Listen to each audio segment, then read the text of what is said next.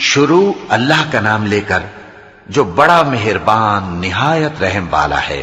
الف لام را، یہ ایک پر نور کتاب ہے، اس کو ہم نے تم پر اس لیے نازل کیا ہے کہ تم لوگوں کو اندھیروں سے نکال کر روشنی کی طرف لے جاؤ، یعنی ان کے پروردگار کے حکم سے عزت والے خوبیوں والے مالک کے راستے کی طرف، یعنی اس اللہ کے راستے کی طرف کہ جو کچھ آسمانوں اور زمین میں ہے سب اسی کا ہے، اور ان کافروں کے لیے عذاب شدید کی وجہ سے تباہی اور بربادی مقدر ہے، جو آخرت کے مقابلے میں دنیاوی زندگی کو پسند کرتے اور لوگوں کو اللہ کے راستے سے روکتے اور اس میں کجی چاہتے ہیں۔ یہ لوگ بڑے دور کی گمراہی میں ہیں، اور ہم نے کوئی پیغمبر نہیں بھیجا مگر وہ اپنی قوم کی زبان بولتا تھا تاکہ انہیں احکام الہی کھول کھول کر بتا دے۔ پھر اللہ جسے چاہتا ہے گمراہ رہنے دیتا ہے اور جسے چاہتا ہے ہدایت دیتا ہے، اور وہ غالب ہے، حکمت والا ہے۔ اور ہم نے موسیٰ کو اپنی نشانیاں دے کر بھیجا کہ اپنی قوم کو تاریکیوں سے نکال کر روشنی میں لے جاؤ اور ان کو اللہ کے دن یاد دلاؤ، اور اس میں ان لوگوں کے لیے جو صابر و شاکر ہیں نشانیاں ہیں۔ اور جب موسیٰ نے اپنی قوم سے کہا کہ اللہ نے جو تم پر مہربانیاں کی ہیں ان کو یاد کرو، جبکہ اس نے تم کو فرعون کی قوم سے رہائی بخشی، وہ لوگ تمہیں برے برے عذاب دیتے تھے اور تمہارے بیٹوں کو مار ڈالتے تھے اور تمہاری لڑکیوں کو زندہ رہنے دیتے تھے، اور اس میں تمہارے پروردگار کی طرف سے بڑی آزمائش تھی۔ اور جب تمہارے پروردگار نے تم کو آگاہ کیا کہ اگر شکر کرو گے تو میں تمہیں زیادہ دوں گا، اور اگر ناشکری کرو گے تو یاد رکھو کہ میرا عذاب بھی سخت ہے۔ اور موسیٰ نے صاف صاف کہہ دیا کہ اگر تم اور جتنے اور لوگ زمین میں ہیں سب کے سب ناشکری کرو تو بھی اللہ بے نیاز ہے، قابل تعریف ہے۔ بھلا تم کو ان لوگوں کے حالات کی خبر نہیں پہنچی جو تم سے پہلے تھے، یعنی نوح اور عاد اور سمود کی قوم اور جو ان کے بعد تھے، جن کا علم اللہ کے سوا کسی کو نہیں۔ جب ان کے پاس ان کے پیغمبر نشانیاں لے کر آئے تو انہوں نے اپنے ہاتھ ان کے منہوں پر رکھ دیے کہ خاموش رہو، اور کہنے لگے کہ ہم تو تمہاری رسالت کو تسلیم نہیں کرتے، اور جس چیز کی طرف تم ہمیں بلاتے ہو ہم کو اس میں بھاری شک ہے۔ ان کے پیغمبروں نے کہا، کیا تم کو اللہ کے بارے میں شک ہے جو آسمانوں اور زمین کا پیدا کرنے والا ہے؟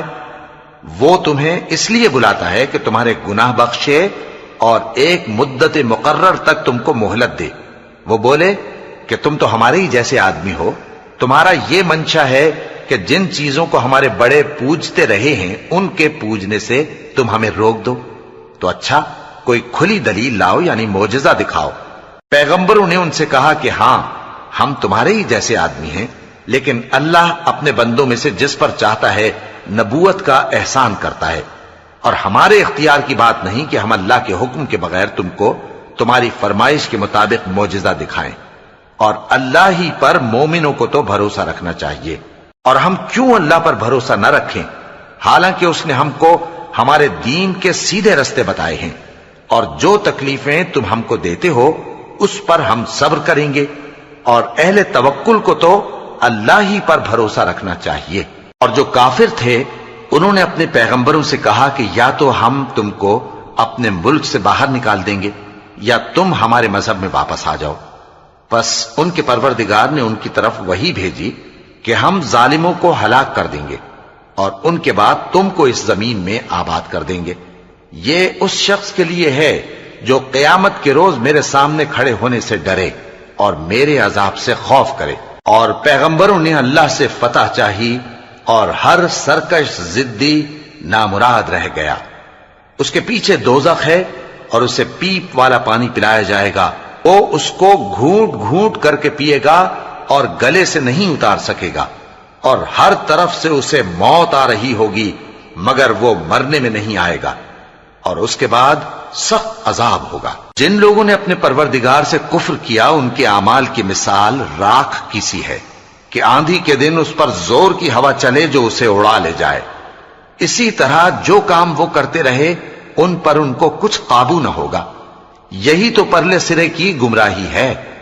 کیا تم نے نہیں دیکھا کہ اللہ نے آسمانوں اور زمین کو تدبیر سے پیدا کیا ہے؟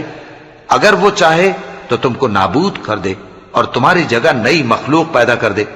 اور یہ اللہ کو کچھ بھی مشکل نہیں۔ اور قیامت کے دن سب لوگ اللہ کے سامنے کھڑے ہوں گے تو غریب پیروکار بڑے بن بیٹھنے والوں سے کہیں گے کہ ہم تو تمہارے پیرو تھے، کیا تم اللہ کا کچھ عذاب ہم پر سے دفع کر سکتے ہو؟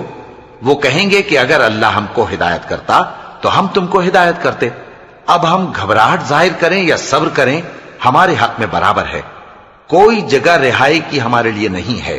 اور جب حساب کتاب کا کام فیصل ہو چکے گا تو شیطان کہے گا جو وعدہ اللہ نے تم سے کیا تھا وہ تو سچا تھا، اور جو وعدہ میں نے تم سے کیا تھا وہ جھوٹا تھا، اور میرا تم پر کسی طرح کا زور نہیں تھا۔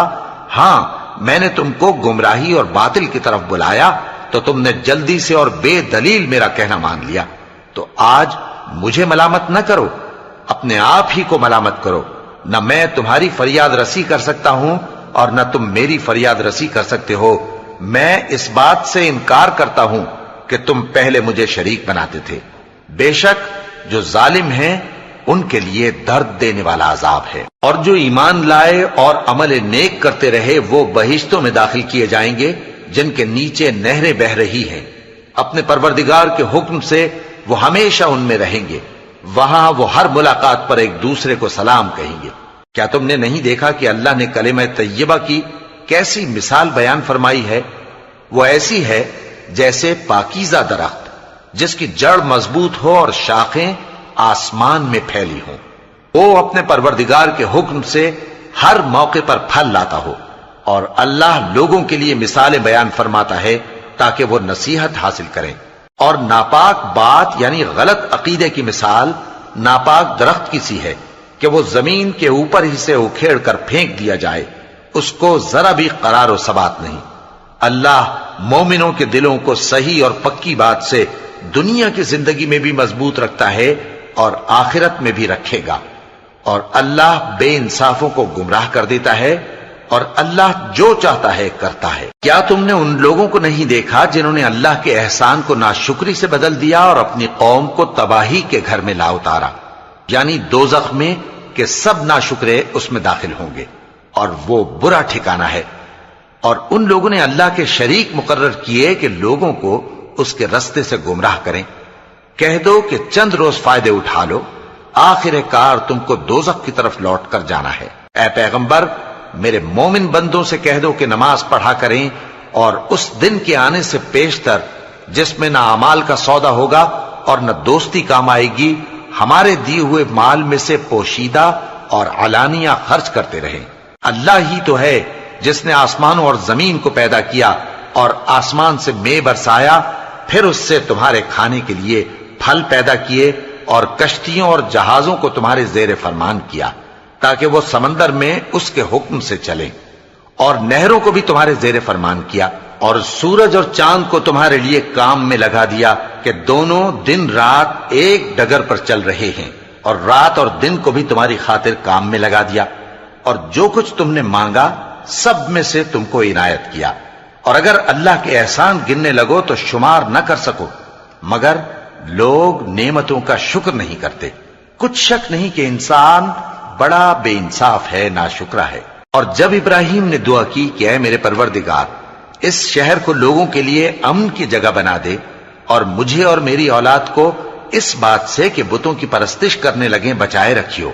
اے پروردگار، انہوں نے بہت سے لوگوں کو گمراہ کیا ہے، سو جس شخص نے میرا کہا مانا وہ میرا ہے، اور جس نے میری نافرمانی کی تو بخشنے والا ہے، مہربان ہے۔ اے پروردگار، میں نے اپنی اولاد ایک وادی میں جہاں کھیتی نہیں، تیرے عزت و ادب والے گھر کے پاس لا بسائی ہے۔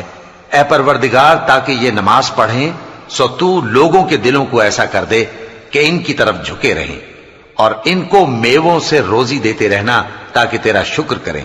اے پروردگار، جو بات ہم چھپاتے اور جو ظاہر کرتے ہیں تو سب جانتا ہے، اور اللہ سے کوئی چیز مخفی نہیں، نہ زمین میں نہ آسمان میں۔ اللہ کا شکر ہے جس نے مجھ کو بڑی عمر میں اسماعیل اور اسحاق بخشے، بے شک میرا پروردگار دعا سننے والا ہے۔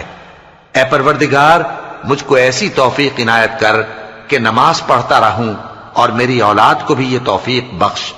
اے پروردگار، میری دعا قبول فرما۔ اے پروردگار، حساب کتاب کے دن میری اور میرے ماں باپ کی اور مومنوں کی مغفرت کیجو۔ اور مومنوں یہ نہ سمجھنا کہ یہ ظالم جو کام کر رہے ہیں اللہ ان سے بے خبر ہے، وہ ان کو اس دن تک مہلت دے رہا ہے جبکہ دہشت کے سبب آنکھیں پھٹی کی پھٹی رہ جائیں گی اور لوگ سر اٹھائے ہوئے میدان قیامت کی طرف دوڑ رہے ہوں گے، ان کی نگاہیں خود اپنی طرف لوٹ نہ سکیں گی اور ان کے دل مارے خوف کے ہوا ہو رہے ہوں گے۔ اور لوگوں کو اس دن سے آگاہ کر دو جب ان پر عذاب آ جائے گا، تب ظالم لوگ کہیں گے کہ اے ہمارے پروردگار، ہمیں تھوڑی سی مہلت عطا کر تاکہ ہم تیری دعوت توحید قبول کریں اور تیرے پیغمبروں کے پیچھے چلیں۔ تو جواب ملے گا، کیا تم پہلے قسمیں نہیں کھایا کرتے تھے کہ تم کو اس حال سے جس میں تم ہو زوال نہیں ہوگا؟ اور جو لوگ اپنے آپ پر ظلم کرتے تھے تم ان کے مکانوں میں رہتے تھے، اور تم پر ظاہر ہو چکا تھا کہ ہم نے ان لوگوں کے ساتھ کس طرح کا معاملہ کیا تھا، اور تمہارے سمجھانے کے لیے مثالیں بیان کر دی تھیں۔ اور انہوں نے بڑی بڑی تدبیریں کی، اور ان کی سب تدبیریں اللہ کے ہاں لکھی ہوئی ہیں۔ گو وہ تدبیریں ایسی غضب کی تھیں کہ ان سے پہاڑ بھی ٹل جائیں۔ تو ایسا خیال نہ کرنا کہ اللہ نے جو اپنے پیغمبروں سے وعدہ کیا ہے وہ اس کے خلاف کرے گا۔ بے شک اللہ زبردست ہے، بدلہ لینے والا ہے۔ جس دن یہ زمین دوسری ہی زمین بنا دی جائے گی اور آسمان بھی بدل دیے جائیں گے اور سب لوگ اللہ کے سامنے نکل کھڑے ہوں گے، جو یکتا ہے بڑا زبردست ہے۔ اور اس دن تم گناہگاروں کو دیکھو گے کہ زنجیروں میں جکڑے ہوئے ہیں، ان کے کرتے تارکول کے ہوں گے اور ان کے چہروں کو آگ لپٹ رہی ہوگی، یہ اس لیے کہ اللہ ہر شخص کو اس کے اعمال کا بدلہ دے۔ بے شک اللہ جلد حساب لینے والا ہے۔ یہ قرآن لوگوں کے نام اللہ کا پیغام ہے تاکہ ان کو اس سے ڈرایا جائے اور تاکہ وہ جان لیں کہ وہی اکیلا معبود ہے، اور تاکہ اہل عقل نصیحت حاصل کریں۔